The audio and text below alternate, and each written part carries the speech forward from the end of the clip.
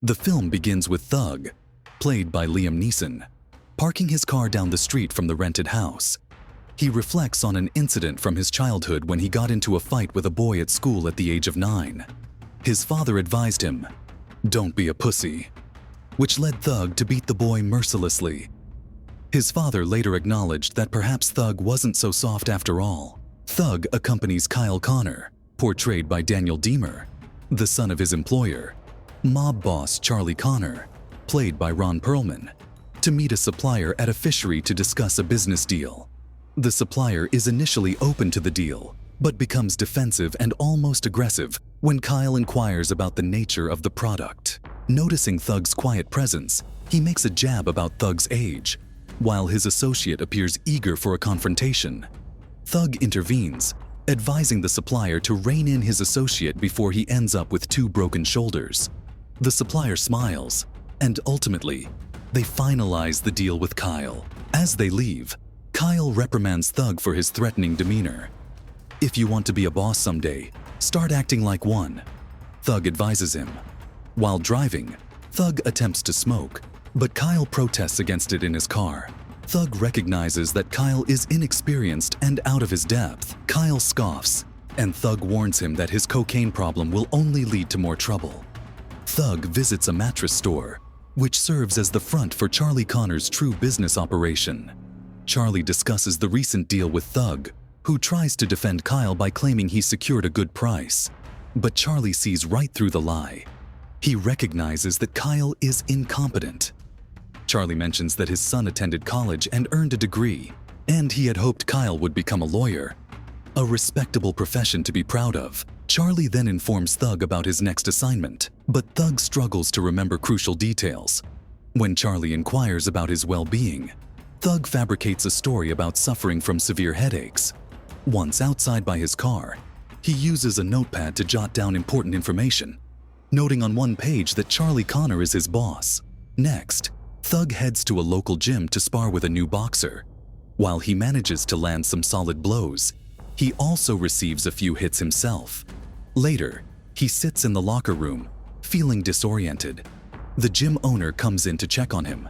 As Thug prepares to leave, the owner reminds him about his real purpose for being there: to collect the protection money owed. Thug accepts the payment and heads out. Later, Thug goes to his favorite local bar and gets into a disagreement with the bartender over free drinks.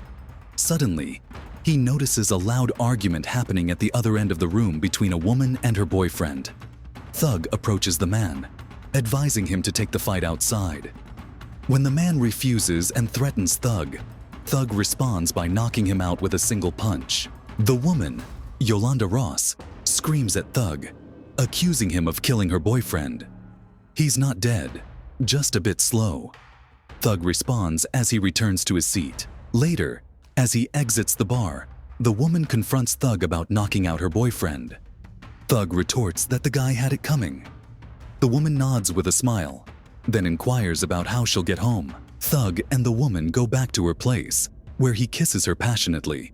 She gently yet firmly tells him to take it easy, and they then proceed to have sex. Later, while lying in bed, the woman comments that she doesn't mind the noise from her apartment and the surrounding buildings because she can't stand silence. She notices a tattoo on his arm that reads Loopy and mentions that it was a nickname she had in high school.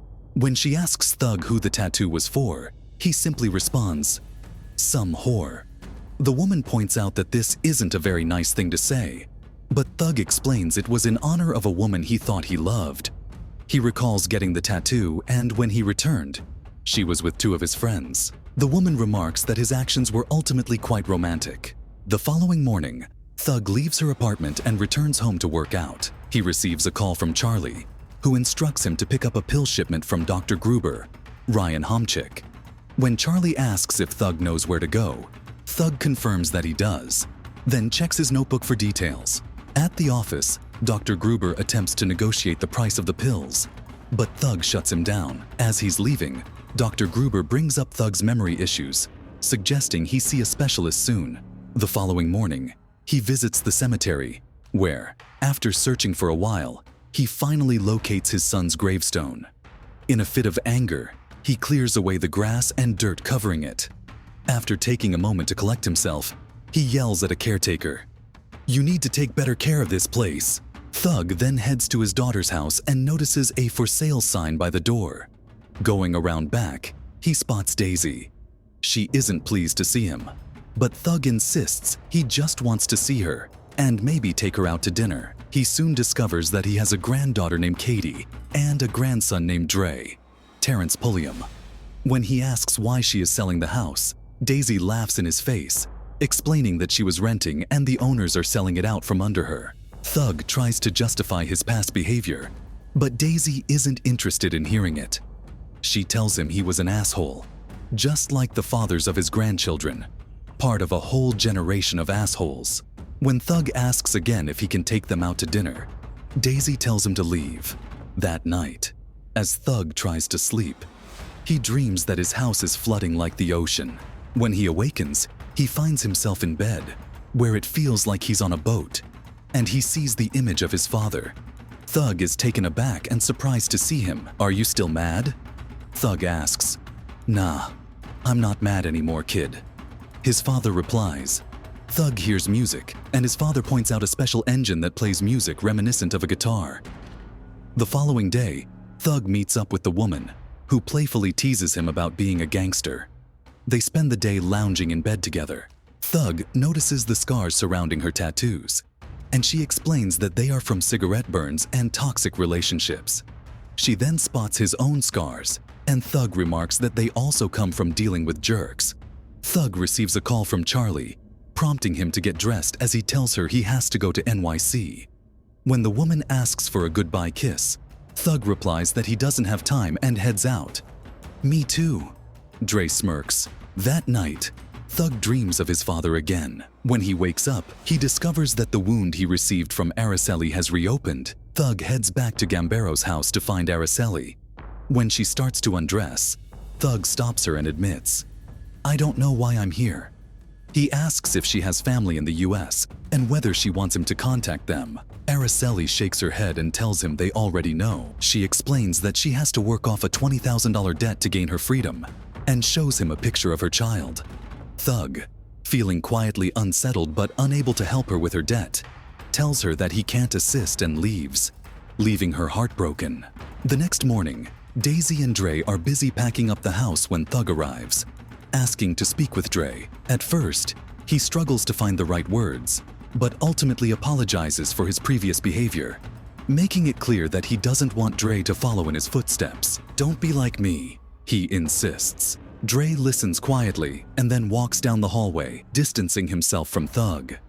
Later, Gambero informs Thug that Araceli was murdered by one of her clients earlier that day. He makes flippant remarks about her death and the state of the world. Thug, feeling a mix of anger at himself for not rescuing her in time and frustration at Gambero's apathy toward her suffering, pulls out a gun and orders him to move. Thug instructs Gambero to send one of his enforcers home and then to bring all the women working outside into the kitchen. Using both his own and Gambero's money, he coerces Gambero into paying for and releasing all of his victims. As Gambero begins to comply, one of his men sneaks up on Thug with a gun, but the last girl spots him and screams, giving Thug a moment to shoot him dead.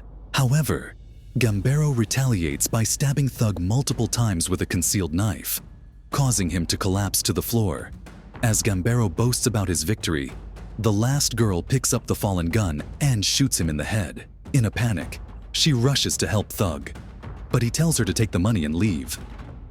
As Thug bleeds out, he calls Dre, instructing him to wait outside and not to wake his mother. When Thug arrives at Daisy's house, he finds Dre there. Thug warns Dre that he will soon hear some terrible things about him. Dre notices his injuries, but Thug dismisses them, insisting he's fine. "Maybe the only way for me to do something right is to do something bad," Thug confesses. Dre says he doesn't understand, but Thug assures him that one day he will. Dre approaches the window, and Thug briefly holds his hand, staining it with his blood. "I tried," Thug murmurs. He then tells Dre to go back inside. Dre does so, silently realizing this may be the last time he sees his grandfather. Thug drives back toward his house, but instead heads to a nearby one, drawn in by the sound of wind chimes that resemble a guitar. Breaking in, he finds the place is abandoned. As the sun rises and he hears the chime swaying in the wind, Thug continues to breathe heavily and bleed out. The final shot is of the ocean, suggesting that Thug succumbs to his wounds.